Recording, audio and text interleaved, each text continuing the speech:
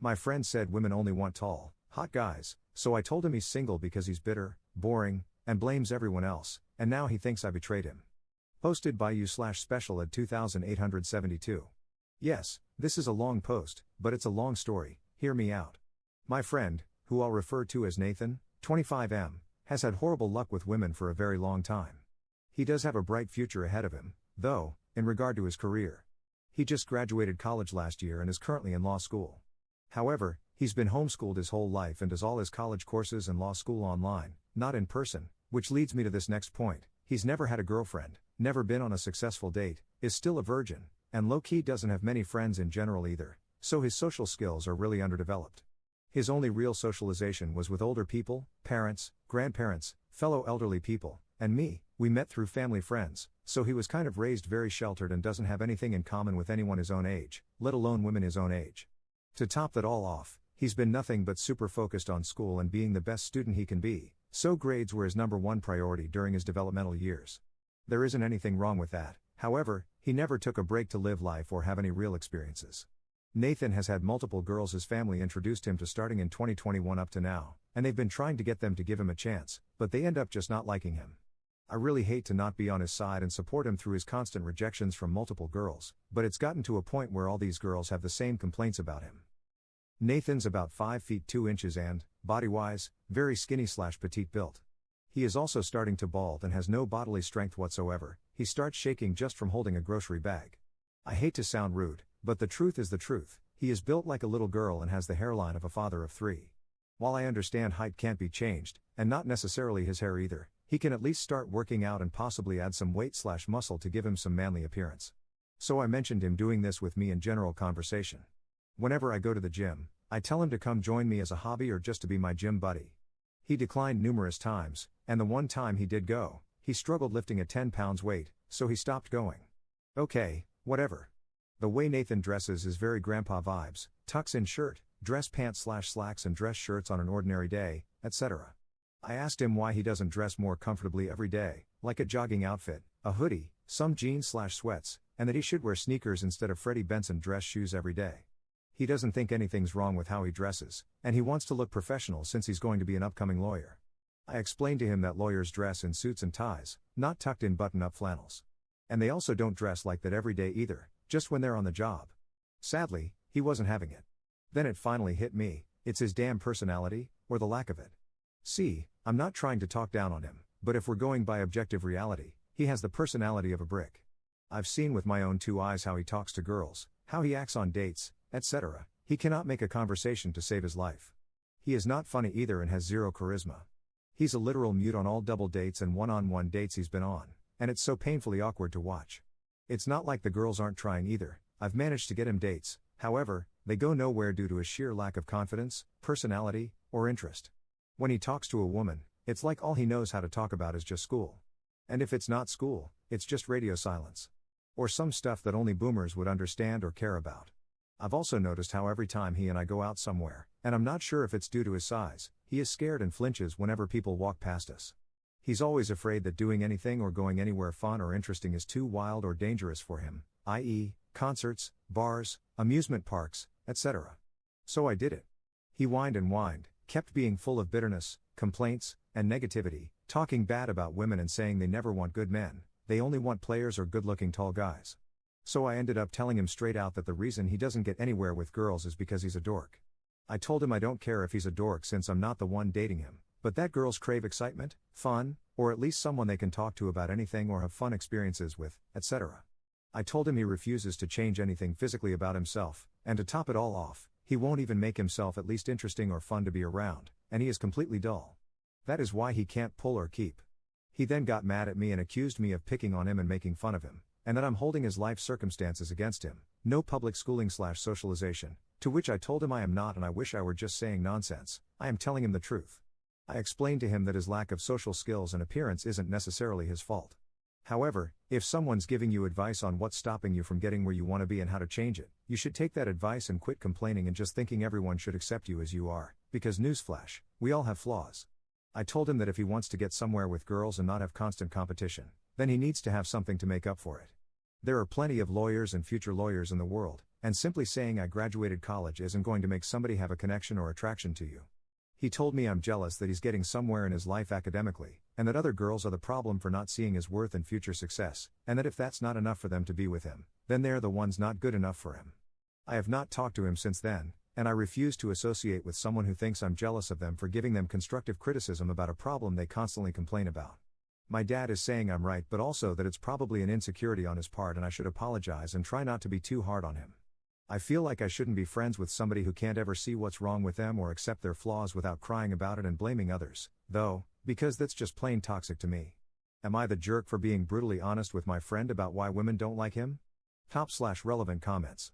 Is there any chance that Nathan could be autistic? I'm not gonna lie, I kind of had a feeling for a couple of years that might have been his issue, especially since mental disabilities run in his family. His brother had Down syndrome and passed away. But even then, most autistic people are already kind of aware that they're a little different from others and simply just need to be told what to do/not to do in regards to social cues, and they grasp it quickly. Also, I've met many autistic people who actually had a personality. My friend absolutely refuses to accept that he's kind of a weirdo and that he has none at all, so I'm not sure where that leaves him. Commenter. Like you said, it's not about his past, it's that he doesn't even want to attempt improving himself. Going to the gym doesn't even have to be about working out, it should be about learning to socialize. Maybe he needs to take an art class, yoga class, or something just so he can learn how to talk to people in general before he goes on dates. Ops response. I've tried to introduce him to a lot of my friends, so he can try to have a friend group. He failed numerous times to get along with them due to a lack of anything in common or, once again, not being able to make conversation or even say something funny to at least break the ice. He also thinks they're all reckless, dangerous, and bad influences because they go to parties and drink here and there. They're literally 25 plus, so I'm not sure what the big deal is if they party or have a beer. Commenter 2. But as unrelated practical advice, I think asking him to do things he knows he would not enjoy, like concerts and bars, is not helpful. I would encourage him to find and pursue time in a hobby he has any sort of potential interest in. Because then you can talk to other people who also pursue that hobby, which immediately gives you something to talk about. Usually, it's not too hard to find a club or group for any potential hobby that exists. This is really helpful for people who are bad at holding conversations. Ops response. Oh, I've tried that. The thing is, he has no hobbies or interests. He's just school, family, and more school. I've recommended hobbies to him, like getting into cars, sports, even video games. All of it is unappealing to him so long as it's something fun and not something to do with being ultra serious, respectful, and studying, unfortunately. What kinds of things does Nathan like to talk about? He only likes to talk about boring things or things from hundreds of years ago. He'll talk about war, history facts, evolution/Viking days, etc. When I say boomer stuff, I mean he doesn't watch anything but the news, reads newspapers, I didn't even know they still made them, and only talks about work/school, plays bingo, and gets along only with elders. Yes, those could be his hobbies, which I don't have an issue with or care that he's into them. It's just the point that the women I know would be into him and have these same interests, he's not into. He doesn't want a girl in his league. He wants the popular, beautiful, charming women with multiple better options than him, but they also have to be a virgin and have the demeanor of Mother Teresa at the same time. Then, when they don't like him or have any of these same interests as him, or he finds out said woman doesn't exist, obviously, he gets all bitter and whiny. I don't know if he was raised on Disney princess movies or something, but dude doesn't want to live in reality. Commenter 3. The part about him being jumpy and scared whenever anyone passes by him is what stands out the most. Is it possible that he was abused? He was homeschooled, so no one would have seen anything, but a lot of times that is the reaction people develop when they have to walk on eggshells as a child in their home because they didn't know what to expect from parents and when they would get mad at something. Ops response. No, he was not abused. He was a very loved child, actually. Maybe neglected developmentally, but not abused. He's just paranoid of the outside world for some reason. Update 3 days later. I just wanted to say that I got in contact with Nathan and apologized to him for being too harsh towards him. I tried explaining to him that even though I was harsh, I was just frustrated and trying to help him since I figured he needed someone to be blunt with him, but it wasn't my intention to hurt his feelings or anything. I made sure to express that I do care about him as a person and just wanted to guide him since he seemed lost in the world of dating. He didn't really accept my apology, told me that I'm on the path to being a broke, loser bum because I'm in a different field than him, and he has decided that everything I told him was just out of jealousy.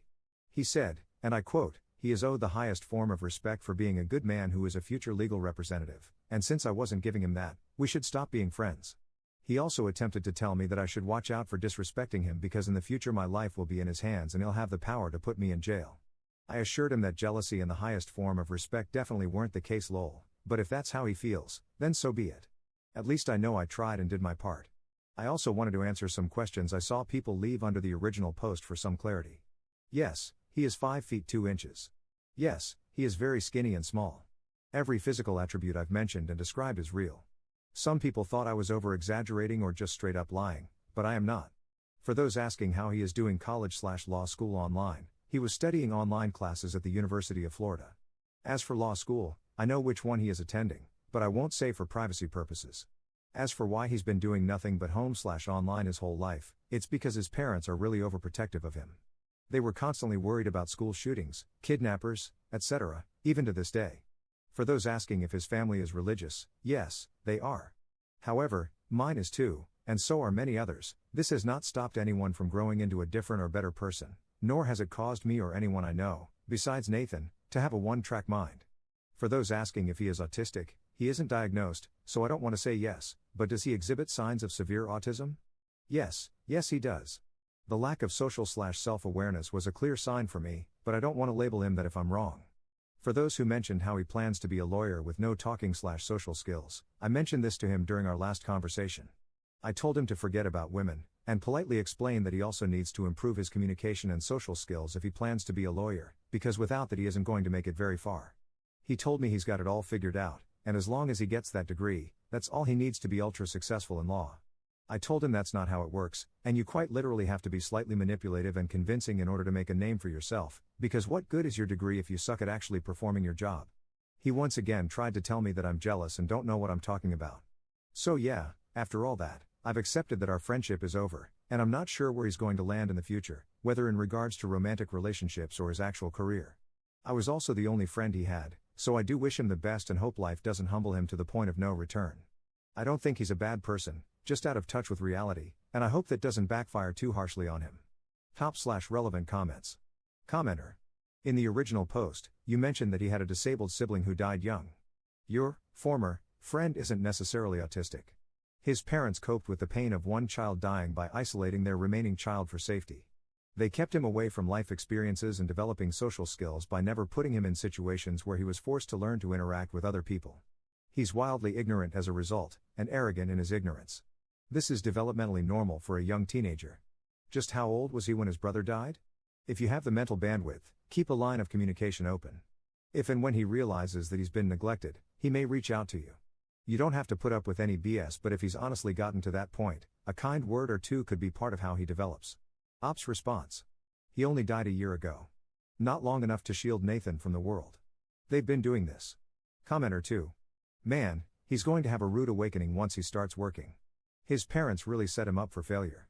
Hope he wises up, gets therapy, and starts working on himself.